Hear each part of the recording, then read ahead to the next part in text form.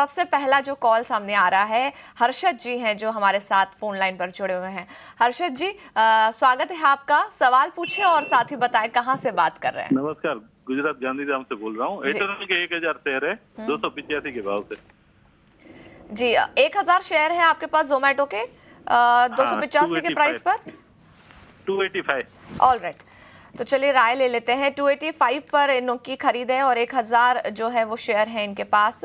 हालांकि देखिए जिस तरीके से स्थिति देखने के लिए मिल रही है जोमेटो में, आज तो ये लाल निशान में ही कारोबार कर रहा है और इनको नुकसान भी काफी ज्यादा हो रहा है।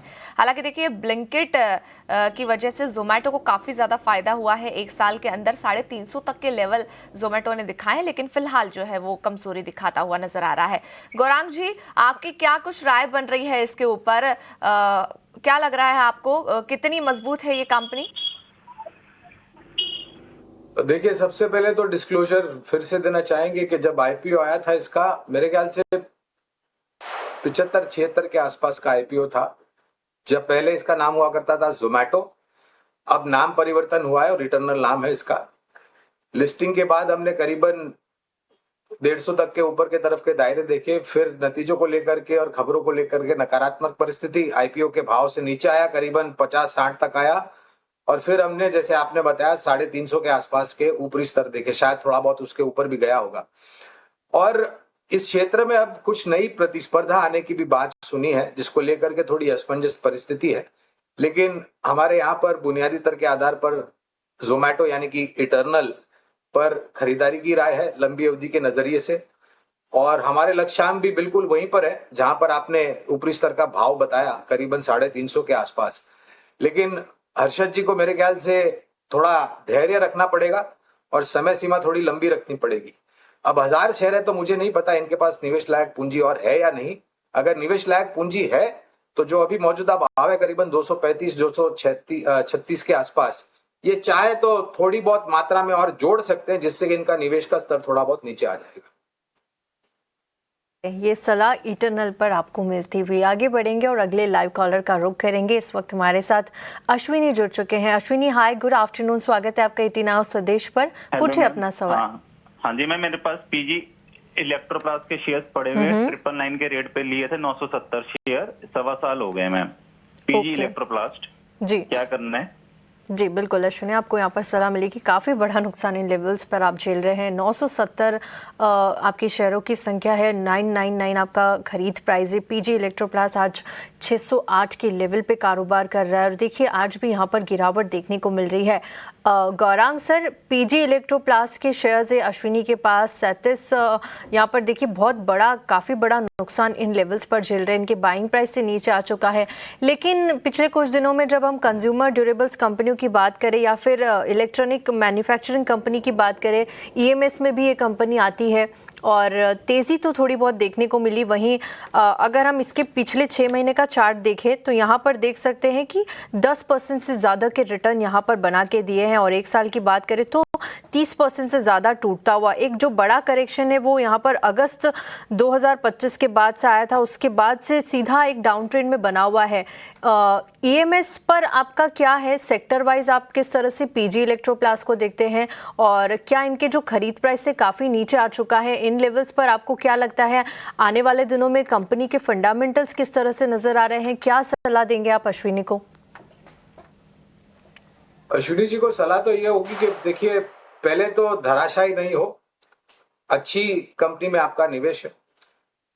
दिक्कत इस निवेश की एक ही है कि आपने करीबन 999 के आसपास, जो कि काफी ऊपरी स्तर है, वहां पर निवेश किया है। लेकिन कंपनी सक्षम और मजबूत है। डिस्क्लोजर तृप्त जी के हमारी खरीदारी की राय है पीजी इलेक्ट्रोप्लास्ट पर लंबी अवधि के लिए। ये जो आप अगस्त में या पिछले साल करेक्शन की बात कर रहे हैं या इस साल के शुरुआत में भी जो थोड़ा बहुत करेक्शन आया, इस क्षेत्र से जुड़ी हुई सभी कंपनियों पर, आप चाहे पीजी इलेक्ट्रोप्लास्ट ले लीजिए, आप चाहे CG पावर, ये दोनों कंपनियों पर हमारी खरीदारी की राय है। फिर यहाँ पर दूसरी कंपनियां जहां पर खरीदारी की राय है, डिक्सन टेक्नोलॉजीज है, केन्स टेक्नोलॉजी वगैरह जो भी कंपनियां हैं, ये पूरा क्षेत्र धराशायी हुआ क्योंकि अमेरिका से टैरिफ को लेकर की खबरें आई कि भारत से जो एक्सपोर्ट किया जाएगा, सेमीकंडक्टर चिप्स, PCBs वगैरह वगैरह, वहां पर टैरिफ लगेगा। अब परिस्थिति ट्रेड डील की तरफ गई, लेकिन उसके बाद ये बहुत बड़ा कांड हो गया, खाड़ी देशों में युद्ध छिड़ गया। अब हमारे भारत और अमेरिका के बीच में जो संधि होनी थी ट्रेड करार को लेकर के, वो अनिश्चित काल के लिए मेरे ख्याल से आगे धकेल दी है। लेकिन जिस तरीके से भारत सरकार की मदद या सहायता या फिर नीतियों में बदलाव प्रोडक्शन लिंक इंसेंटिव के द्वारा किया गया है, एक बहुत ही कारगर मेरे ख्याल से ये नीति है जो आने वाले भविष्य में इन सभी कंपनियों में एक सकारात्मक रुझान लेकर के आएगी। लंबी अवधि का निवेश है, पहले तो बने रहे। 999 में खरीदा है, मौजूदा स्तर करीबन 610 625 के आसपास, मुझे ठीक से याद नहीं है फिलहाल क्या दाम चल रहा है पीजी इलेक्ट्रोप्लास्ट का। लेकिन अगर 600 के आसपास अगर कामकाज कर रहा है तो मेरी नम्र विनंती होगी कि आप प्रयास करें कि थोड़ा बहुत निवेश यहाँ पर आप और बढ़ाएं और लंबी अवधि का नजरिया रखें। मेरे ख्याल से अगर ये रणनीति आप करते हैं तो एक मुनाफे वाली आपको एग्जिट बिल्कुल मिल सकती है अगर आप यहाँ पर एवरेज करते हैं तो। की राय दी जा रही है पीजी इलेक्ट्रोप्लास्ट पे, और इसमें बने रहें और आने वाले वक्त में फिर से हो सकता है कि आपको अच्छे लेवल्स देखने के लिए मिले और आप मुनाफे में एग्जिट कर पाएं। अगला सवाल जो है सामने आ रहा है यूट्यूब से, अश्विनी जी ये सवाल पूछ रहे हैं। इनके पास 1000 शेयर हैं जियो फाइनेंस के और 300 रुपए की इनकी खरीद है। तो आइए इस पर भी ज़रा राय ले लेते हैं कि किस तरीके की ये कंपनी है। फिलहाल तो देखिए जियो है तो ऑब्वियसली इसको सपोर्ट भी अच्छा खासा है, काफ़ी अच्छा खासा चीज देखने के लिए फिलहाल देखिए अच्छा खासा कारोबार इसमें देखने के लिए मिल रहा है। दिन में अभी तो ये फिलहाल लाल निशान में कारोबार कर रहा है, लेकिन एक साल में इसने काफ़ी अच्छे जो है वो रिटर्न दिए हुए हैं। विकास जी का ये सवाल है, क्या कुछ राय बन रही है गौरांग जी आपकी फिलहाल जियो फाइनेंस में? इन्हें फिलहाल तो काफ़ी ज़्यादा नुकसान हो रहा है, लेकिन जिस तरीके की ये कंपनी है क्या क्या फंडामेंटल्स हैं इसके और कितनी मजबूत है ये बताएं। तो एक विभाजन हुआ था इसका और अलग रूप से लिस्ट किया गया था जियो फाइनेंशियल सर्विसेज। जब इसका विभाजन रिलायंस इंडस्ट्रीज में से हुआ, एक स्पेशल सत्र रखा गया था इसकी मूल्यांकन निर्धारित करने के लिए, वैल्यू डिस्कवरी के लिए। 240 का मौजूदा स्तर है मेरे ख्याल से, इनका निवेश 300 के आसपास। पहले तो डिस्क्लोजर और एक बार के हमारी बुनियादी दर के आधार पर जियो फाइनेंस पर खरीदारी की राय है। 365 तक के लक्ष्यांक है लंबी अवधि के लिए। 1000 संख्या है इनके पास शेयर की, 300 पर खरीद और 240 मौजूदा स्तर, तो एक बहुत बड़ा अवसर है इनके पास अगर ये और शेयर जोड़ना चाहे तो, क्योंकि इनकी खरीद की भाव पहले तो नीचे आ जाएगी, पहली बात। दूसरी बात, जिस ग्रुप से ये कंपनी जुड़ी हुई है रिलायंस ग्रुप, मेरे ख्याल से पेरेंटल एक तो बहुत अच्छी है, मैनेजमेंट बहुत अच्छा है, फैला हुआ कारोबार है, इनका करार बहुत ही सक्षम और मजबूत विदेशी फाइनेंशियल सर्विसेज के साथ, कंपनी के साथ है, ब्लैक रॉक के साथ मेरे ख्याल से। और आने वाले भविष्य में जिस प्रकार से इनको नए कारोबार शुरू करने की अनुमतियां मिलेगी, इनका जो कामकाज है वो बढ़ेगा और स्वाभाविक है अगर कामकाज आगे बढ़ता है तो इनके नतीजों पर एक सकारात्मक असर आएगा। इन सब चीजों को थोड़ा समय लग सकता है, इसलिए मेरी पहली राय है कि लंबी अवधि का नजरिया रखें, कम से कम साल, 1.5 साल या उससे अधिक का। और दूसरी राय यह है कि आपका निवेश अच्छी सक्षम कंपनी में है, भले ऊपरी स्तर पर है, लेकिन बाजार आपको एक मौका दे रहा है यहाँ पर थोड़ा बहुत और जोड़ने के लिए, तो आप जोड़ने का प्रयास करिए, थोड़ी बहुत और खरीदारी कीजिए, जिससे आपका निवेश का स्तर नीचे आ जाएगा और लंबी अवधि में आपको लाभ मिलने की पूरी शक्यता है। लंबी अवधि में अच्छे लेवल्स भी यहाँ पर बताए हैं और लंबी अवधि में आपको ज़रूर यहाँ पर प्रॉफिट होगा। अच्छी कंपनी है, अच्छे ग्रुप से जुड़ी हुई है, जिसके चलते यहाँ पर फिलहाल आप बने रहिए, अच्छे रिटर्न्स आपको मिलेंगे। आगे बढ़ेंगे और अगले लाइव कॉलर का रुख करेंगे। इस वक्त हमारे साथ शेखर जुड़ चुके हैं। शेखर, हाय, गुड आफ्टरनून, स्वागत है आपका 18 आवर स्वदेश पर। पूछिए अपना सवाल। मैंने HDFC बैंक के लिए कॉल हो रही है, काफी डाउन होता जा रहा है, मतलब इसमें शेयर एवरेज करे कि अभी छोड़ दे इसको। कौन से शेयर से शेखर आपके पास, आप रिपीट करेंगे प्लीज? HDFC बैंक और ये Tata Motors. Okay, HDFC bank and Tata Motors के शेयर्स है आपके पास। ओके, ठीक है। नजरिया क्या रहेगा शेखर आपका? साल 1.5 साल में 4.5 साल लॉन्ग टर्म के लिहाज से, ठीक है। गौरांग सर हमारे साथ यहाँ पर शेखर बने हुए लाइव कॉलर, और इनके पास जो शेयर्स है ये बता रहे हैं टाटा मोटर्स पीवी के शेयर्स है। 383 इनका खरीद प्राइस है, आज 351 के लेवल पे कारोबार कर रहा है, 1.25% की गिरावट है और 100 की क्वांटिटी है। तो फिलहाल 3000 से ज़्यादा का नुकसान ये टाटा मोटर्स पीवी में झेल रहे हैं। वहीं HDFC बैंक के शेयर्स भी ये बता रहे हैं इनके पास है, और देखिए यहाँ पर 995 इनका बाइंग प्राइस है, 925, और 50 शेयर इन्होंने HDFC बैंक के ले रखे हैं। यहाँ पर भी 3,000 रुपये से ज़्यादा का नुकसान इन्हें झेलता हुआ। यहाँ पर देखिए HDFC बैंक की बात करें तो पिछले 6 महीनों के निचले स्तर पे जाता हुआ 10% से ज़्यादा की गिरावट है।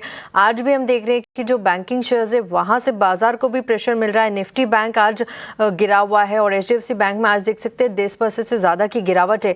वहीं टाटा मोटर्स PV की बात करें तो यहाँ पर देखिए अभी डीमर्जर हुआ था PV और CV का, इनके पास 100 शेयर्स है, 383 इनका बाइंग प्राइस है। यहाँ पर भी 3,000 से ज़्यादा का नुकसान हो रहा है, और पिछले 1 महीने का चार्ट देखें तो 5% से ज़्यादा गिरा है। दोनों ही जो एक HDFC बैंक है वो अच्छी बैंक मानी जाती है बैंकिंग अगर इंडेक्स की बात करें, और अशोक लेलैंड इनके पास एक और ये शेयर्स है, और यहाँ 200 की क्वांटिटी है, 200 के बाइंग प्राइस पे 100 शेयर्स इन्होंने खरीद के रखे हैं। अशोक लेलैंड के चार्ट्स भी देखेंगे तो अच्छे रिटर्न्स, काफ़ी अच्छे रिटर्न्स यहाँ पर बना के दिए। 6 महीने की बात करें तो 40% से ज़्यादा के रिटर्न अशोक लेलैंड ने यहाँ पे दिए हैं, और 1 साल में 88% तक के रिटर्न दिए हैं। तीनों कंपनियां आपको फंडामेंटली किस तरह से नज़र आ रही है, क्योंकि ग्रुप के लिहाज से अच्छी कंपनियां हैं, और अशोक लेलैंड ने तो काफ़ी अच्छे रिटर्न भी यहाँ कर बना कर दिए, लेकिन इन्हें थोड़ा सा नुकसान ज़रूर इन लेवल्स पर हो रहा है। क्या सलाह होगी आपकी? तृप्ति जी, देखिए ऐसे बाजार में ना भले कितना ही सक्षम और मजबूत कंपनियों में निवेश किया हो आपने, अगर बाजार नीचे के तरफ का रुख और दायरा देता है तो आपके निवेश में भी आपको नीचे के तरफ के दायरे दिखने मिलेंगे। वो निर्भर करता है आपने कौन से स्तर पर खरीद किया है वो शेयर। तीनों शेयर में से पहले तो मैं 2 पर टिप्पणी करूंगा, HDFC बैंक और अशोक लेलैंड, जहां पर दोनों पर ही एज अ डिस्क्लोजर खरीदारी की राय है। और मैं यहां तक कहूंगा कि जहां तक HDFC बैंक का सवाल है, अगर आपके पास निवेश लायक पूंजी है तो ये स्तर बहुत ही आकर्षक स्तर है। हमारे देश में स्थापित एक बहुत ही सक्षम और मजबूत दिग्गज निजी क्षेत्र की बैंक है ये, और वित्तीय क्षेत्र में मेरा अनुमान है कि बहुत सकारात्मक रुझान आएगा, नतीजे काफी अच्छे आएंगे, और उसका कारण है ऋण की मांग और मार्जिन में बढ़ोतरी।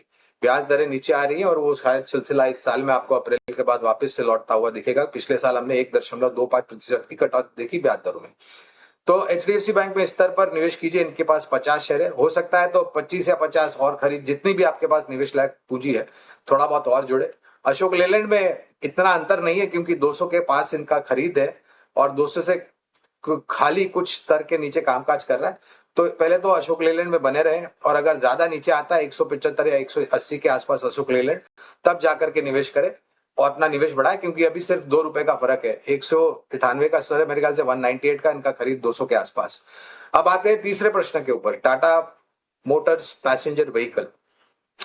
तो तृप्ति जी देखिए, पहले जब ये एकजुट कंपनी हुआ करती थी टाटा मोटर्स के नाम पे, तब हमारी काफी लंबे समय से खरीदारी की राय थी। फिर जब विभाजन की बात आई और जब विभाजन हुआ तो हमने हमारी कवरेज टाटा मोटर्स से निकाल दी। फिलहाल हमारी coverage Tata Motors commercial vehicle पर है, जहां पर हम खरीदारी की राय दे रहे हैं। लेकिन इनके प्रश्न का थोड़ा बहुत निवारण में इस प्रकार से करना चाहूंगा कि ये टाटा मोटर्स PV जो है वो एक सक्षम और मजबूत कंपनी है। हालांकि ये कोई राय नहीं है, मैं सिर्फ कंपनी के बारे में बात कर रहा हूं और भविष्य के बारे में बात कर रहा हूं, ताकि इनके शायद जो असमंजस परिस्थिति है इनको थोड़ा बहुत शांति मिले। तो एक सक्षम और मजबूत कंपनी है। भारत में टाटा मोटर्स की ब्रांड, चाहे वो टाटा नेक्सन हो, टाटा पंच हो, टाटा हैरियर हो, टाटा सफारी हो, या फिर नए अवतार में अभी जो लॉन्च की गई गाड़ी टाटा सिएरा हो, सभी की मांग बहुत अच्छी तरीके से ऊपर जा रही है। और टाटा सिएरा की तो बिक्री, जो डिलीवरी, अभी मैंने आंकड़ा देखा था कि पिछले महीने करीबन 10,000 टाटा सिएरा की डिलीवरी करी है, और 1 लाख तक की बुकिंग टाटा सिएरा की। तो कहने का तात्पर्य है कि स्थानीय मार्केट में कामकाज अच्छा है। इनका एक टॉप नॉच प्रोडक्ट है Tata Jaguar land rover, JLR जिसे हम कहते हैं। वहां पर थोड़ी परिस्थिति नाजुक है, क्योंकि जो मात्रा में अनुमान था बिक्री होगी वो हुई नहीं। फिर एक साइबर अटैक हुआ जिसके कारण इनका नुकसान इनको भुगतना पड़ा। लेकिन एक सक्षम और मजबूत कंपनी है, और मेरे ख्याल से एक अच्छा कामकाज कर सकती है। परिस्थिति सिर्फ एक ही है कि छोटी मध्यम अवधि में शायद दबाव रह सकता है खबरों के आधार पर, लेकिन एक सक्षम और मजबूत कंपनी है। विशेष टिप्पणी नहीं करूंगा क्योंकि फिलहाल कवरेज नहीं है टाटा मोटर्स PV पर। ऑलराइट, तो हमारे साथ निमेश ठाकर जी जुड़ चुके हैं, उनसे भी हम राय लेंगे, लेकिन आइए पहले सवाल